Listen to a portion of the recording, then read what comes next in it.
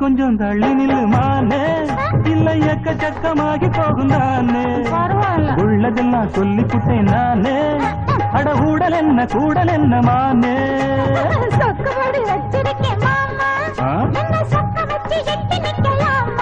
ஐயோ